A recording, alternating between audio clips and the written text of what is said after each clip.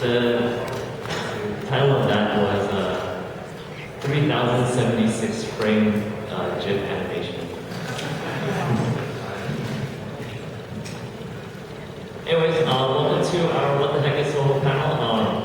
This year, we were fortunate enough to be granted an extended panel. So we were actually going all the way to 7 o'clock this year. So we prepared a lot of material, so yeah, look forward to it. So the first half will look pretty familiar with the updates, of course, but we're going to be talking about a lot more in the second half. So this is kind of where we're going to start really digging deeper into it, talking about what there is to find when it comes to the whole verse. So introduce yourself. Oh yeah, my name is Ryan. I go by handle Prayex. I staff for dance this year, so I've been kind of all over the place. I also DJ over at the dance as well. But I've been coming to anime since 2008. Became friends with Russell shortly after. Since a few years ago, we've been working together on this panel. Yeah, my name is Russell. My Twitter handle and Gmail is math4origami, and I've been giving this panel for many, many years. So if you've been here before, you'll probably find it a lot of familiar things, but hopefully there'll be some surprises at the end. All right, so kind of good. Before we start talking about Touhou, we gotta talk about some information that's helpful to know before that. The two main things are the terms doujin and comiket. So how many of you out here are familiar with the term doujin? Most of you, awesome. So for those of you who don't, doujin literally translates to self-made, and so that pretty much covers any content that can be made, anything from music to art, even games and even cosplay counts as doujinshi. So, well, in addition to being self-made, like indie, independent, non-commercial, the exact meaning means the same person. And the idea with doujin work is you produce it for fun to give to people who like the same things. So like, I like Touhou, so I'll draw a Touhou character art as a book and give it to you, and we can all share in our love of Touhou. So that's what doujin is for. And then, so how many of you are familiar with comiket? Good, about half of you. So comiket is short for comic market, and it's an event that's held twice a year that their primary focus is doujinshi. actually Dojin, what we talked about on the last slide.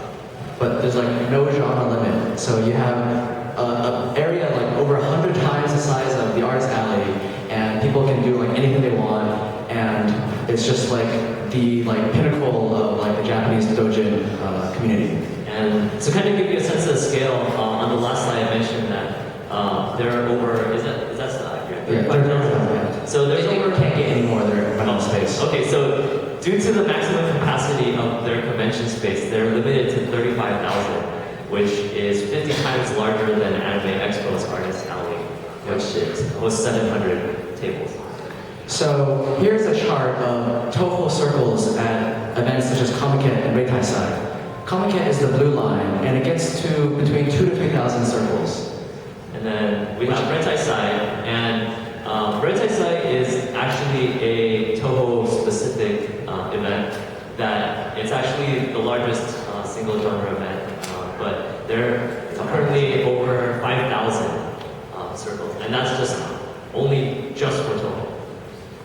So to give you a sense of what 3,000 or 5,000 means, here's a map of the Touhou section at FanmieCon a couple years ago. So the red box marks it on the map, so about 2/3 of that space. And to give you a visual representation, that's a picture of one of the halls from end to end, and that red line towards the camera is actually the Touhou area. So to give a background on Touhou itself, so a lot of people out there, when they're first introduced to Touhou, they're actually confused as what is the actual original Touhou? Is it a comic book? Is it manga? Is it an animation of some sort? What Touhou actually originates as is a game, and it's of a particular genre, the top-down scrolling shooter, known as STGs in Japan or shmups in the US. And so Touhou is a specific subcategory which is called Danmaku, which means bullet curtain, and it's called that because as you can see in the screenshots, those are some of the bullet patterns you will encounter playing Touhou. And as it says there, sometimes there are points where there is less safe space than space that you can die in. And so, to give a brief introduction about it, for those of you that are not familiar with the game, we're going to go, this is the first stage of Touhou 13, and this will kind of cover all the major mechanics. So, over on the right side here, we have the difficulty, high score, first life, and spell cards. Spell cards are the bombs that you can fire off.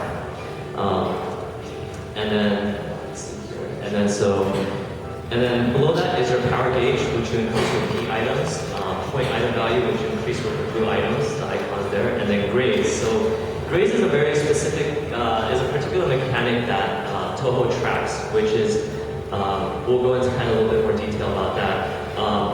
That red line represents the point of collection. When you go above that line, you automatically collect all of the red and blue items on the screen at that time. Here we have the mid-boss of this stage. There's an indicator on the bottom, and of course it has a health bar. Different versions of the game use different methods of displaying that information. Now to kind of go into a little bit more about how graze works. So graze is a mechanic that happens when the bullet crosses your character sprite but does not hit your hitbox. And the hitbox becomes visible when you hit the focus button on your keyboard, and it reveals a dot in the center of your character sprite, and that dot is your actual hitbox. So when that hitbox comes in contact with the bullet is when you actually die. Otherwise, if it just crosses your character sprite, it counts as graze. And you can actually see graze in action on the boss fight. First stage boss in Touhou 13 is Yuko. So as you see, the rainbow will get close, and as the bullets pass by, you'll see the grace counter slowly tick up as the boss fight progresses. So now the bosses go through a series of spell cards. And spell cards represent different bullet attack patterns. The difficulty actually adjusts the kind of the density, the speed, and other aspects of the patterns, but the overall patterns stay the same regardless of the difficulty. see that they got the spell card bonus there, and you get a bonus for defeating that particular spell card when you defeat it without dying or using a bomb. And also within the time limit as well. And so that's very important when you're doing a high score run, for example, because that does provide a substantial amount of points. Incidentally, in many games, if you get certain point barriers, you get extra lives. So if you can afford to get extra points without dying, then it's usually a good idea. And then, as you saw before the boss fight started, there are text boxes, and those provide the kind of the story of the games. And for these games, you have more than one character to choose from, and so every character actually has a different storyline that they encounter. The kind of the backstory is similar between all the characters, but how they deal with it, what they say to each other actually varies from character to character. So as you can see, the game is actually not that hard. So that was like, the normal mode, the mode that was supposed to start on. So, stage one. Yeah, we'll talk about, and we'll go into more detail about extra stages and lunatic and so on. Just a structure that most of the games follow is that all the canon games have 6 stages, each with its own boss, and one extra boss, or one extra stage with its own boss as well. So, of course, everyone wants to know who created Touhou. And so, and if you look, it's on the games, they're all marked Team Shanghai Alice. And Team Shanghai Alice consists of exactly one member, and he goes by the handle Zun, which is actually short for his name, which is Junior Ota. And he was born in 1977. I believe he's 30. Okay, this is what I'm doing. He's 37, 38 now. But he actually, so he does all the content for his own games, from coding to sprites to music and sound effects. And he learned music in junior high. And then once he got older, he actually worked at Taito, which made Darius Kaito, which was another shoot 'em up. And that's kind of where he learned about it, and that's when he got interested in developing shoot 'em ups himself. Okay, so when it comes to making the games, people ask him, "What's your inspiration? Like what goes into making these games?" And pretty much, he actually just essentially does it for himself. Something, it's a genre that he loves, so he wants to make games that he, as a fan of shoot 'em ups, would like to play. And just essentially by coincidence, a lot of people also happen to like the games that he makes as well. And so recent developments in the last 2 years, he actually announced that he got married, I believe that was 2 years ago, a year and a half ago. And actually just this month, he announced via Twitter that his wife is expecting a child. So it's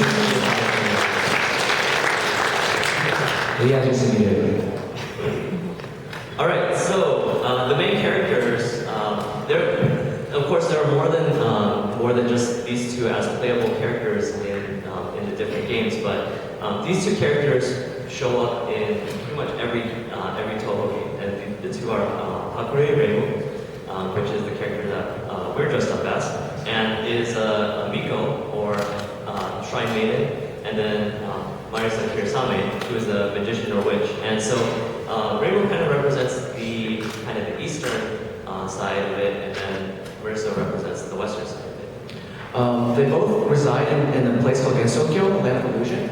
And this is the place where all the yokai live. Yokai are the spirits from Japanese mythology, such as Oni, Kappa, Tengu, various kamis and spirits. And nowadays, in the modern world, we have science, technology. Most people don't believe in these spirits anymore. So, in the storyline for Touhou, all of them now remain in Gensokyo, locked away in a separate dimension from the rest of the world, human world. And Hakure Shrine, where Reimu resides, is the border in between the human and the Gensokyo world. And generally, the storyline for each of the games is some of the yokai is causing trouble. And because Reimu, as the guardian, needs to make sure the balance is maintained, she goes and beats them up so that they stop causing trouble. That's why she was pretty angry in the previous video.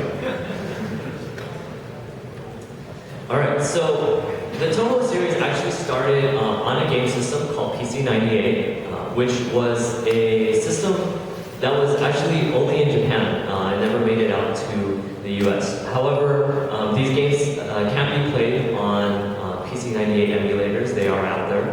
And so he created these games during his college time with his club called Amusement Makers. And that's when he started with Touhou 1. And so the first 5 games in the series are actually from PC-98. These games, a lot of the fans are much less familiar with this because, of course, like I said, it's on a system that's not around anymore. But a lot of characters that the fan base are very familiar with actually came from these games. In fact, it was Raymond, Marisa, Yuka, Alice, the younger Alice, and then Mima, and a number of others. And then now, on the Windows platform is when it started with Embodiment of Scarlet Devil, Touhou 6, starting in 2002. And pretty much every year or two, he's released a new chapter in the story. And so, of course, because this is Windows is a much more common platform than PC-98, these games are much more popular. And of course, because kind of the original Windows game being Embodiment of Scarlet Devil, that is the most popular by far, and that's where characters like Rumia and Cherno, Patrick Sampia, Amelia Juan. yes, and also what you'll notice is that a lot of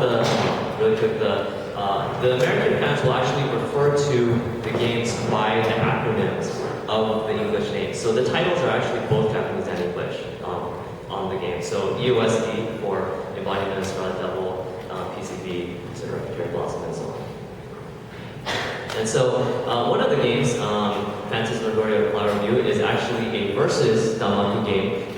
If you are familiar with the arcade game Twinkle Star Sprites, which was also on the Sega Saturn, it's where you basically fight enemies on your own side, but what happens is when you defeat certain combinations of enemies or take out bosses, then you actually send attacks to your opponent's screen. And then the objective is to basically deplete your opponent's lives first.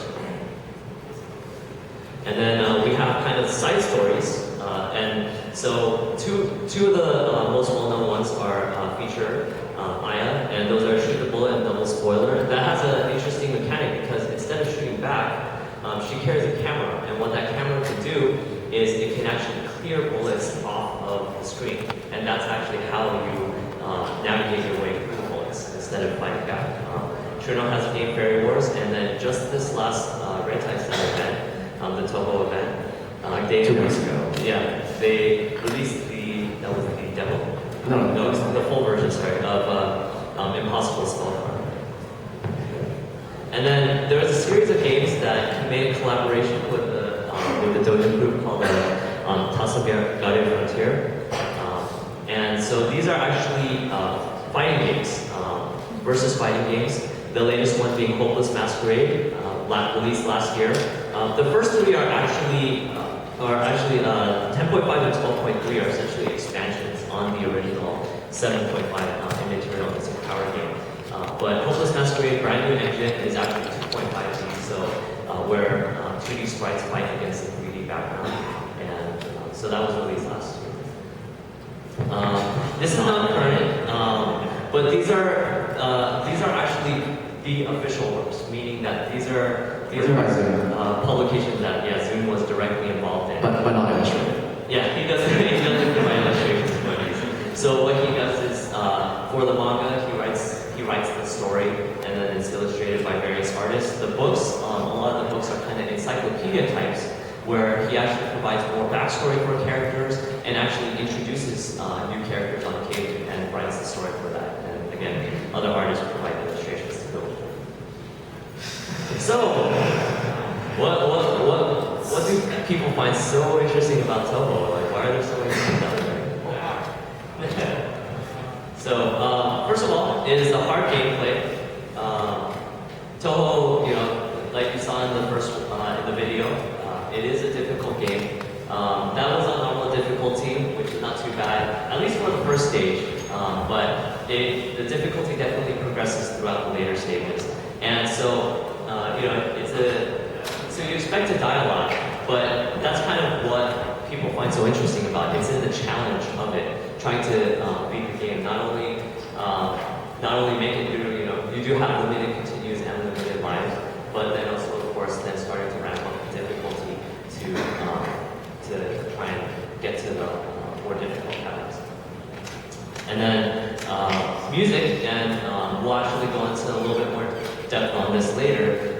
The music itself, again, is written entirely by Zoom, and it's very catchy. So a lot of the fans pretty much take the music and then they write arrangements of it. And it can be done in virtually any style, from swing to screamo to a lot of electronic music, and that includes hardcore, dubstep, house, you name it.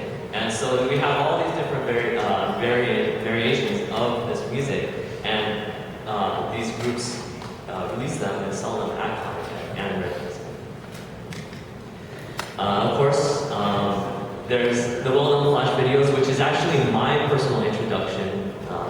One of the first experiences I had with Touhou. And mine too. From these the Eosis songs, very catchy, and we'll play one for you here.